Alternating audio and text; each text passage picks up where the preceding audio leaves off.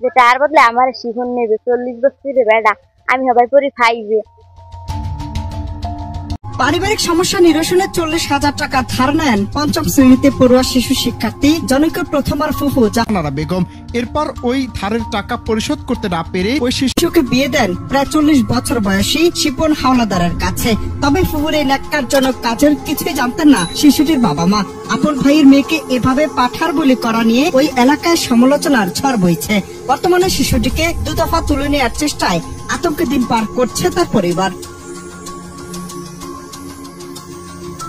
ওই শিশু শিক্ষার্থীর বাড়ি পটুয়াখালীর টিয়াখালী ইউনিয়নের মধ্য টিয়াখালী গ্রামে ও শিপনের বাড়ি বালিয়াতুলি ইউনিয়নের লেমুপাড়া গ্রামে। এই ঘটনায় এলাকায় চাঞ্চল্যের সৃষ্টি হয়েছে। ওই শিশুর পারিবারিক সূত্রে জানা গেছে, প্রায় 4 মাস আগে ওই শিশুর পিতা নজরুল ইসলাম তার ফুফু জাহানারার মাধ্যমে শিপনের কাছ থেকে 40,000 টাকা ধার নিয়েছেন। ধার দ্বারায় জর্জরিত হয়ে নজরুল এলাকা ছাড়া হয়েছেন। প্রায় 1 মাস আগে ওই শিশু শিক্ষার্থীকে বেড়াতে নিয়ে যাওয়ার কথা বলে জাহানারা শহরের একটি বাড়িতে নিয়ে ভয়ভীতি দেখিয়ে শিপনের সঙ্গে কলমা দেন।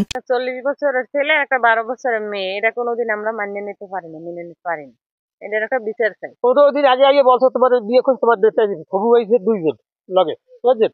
আরো বোনাই গেছে, আর মাইদে বোনাই গেছে, আর 2 দিয়ে আইছে, শিফুর আইছে, আর বোনাইছে লগে, শিফুর লাগে আর বোনাইছে। আইয়া হারা বলছো তোমার ডেটে আইছে, এই বেচারা যায় না, বেচারা পিজা বিয়ের লাগে।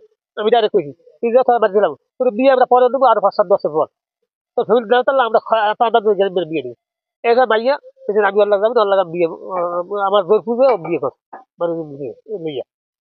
এরপরে ওই মাইয়ারে যাই হাইডে বইয়া অনেক মারছো, মারামারি ধরাধরি করছে।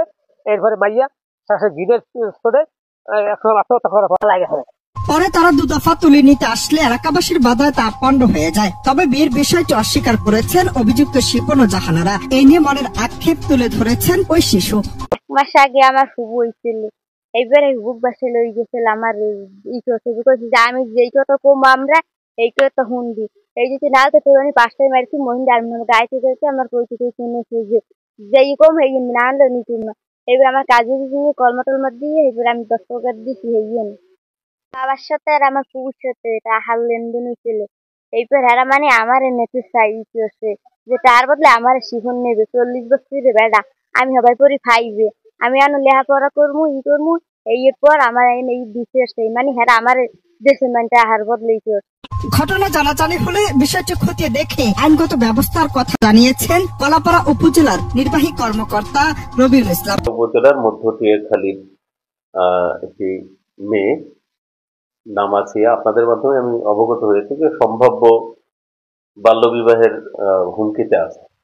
আমরা আপনাদের মাধ্যমে অবগত হলাম, এটির জন্য আমরা দ্রুত পদক্ষেপ নেব যাতে কোনোভাবেই এই বাল্যবিবাহ সংঘটিত হতে না পারে। আমাদের মহিলা বিষয়ক অধিদপ্তর এবং উপজেলা প্রশাসনের সমন্বিত উদ্যোগে এবং স্থানীয় যে চেয়ারম্যান রয়েছে তাকেও আমরা এর সাথে অন্তর্ভুক্ত করব। আমরা এই বিষয়ে অবশ্যই পদক্ষেপ নেব।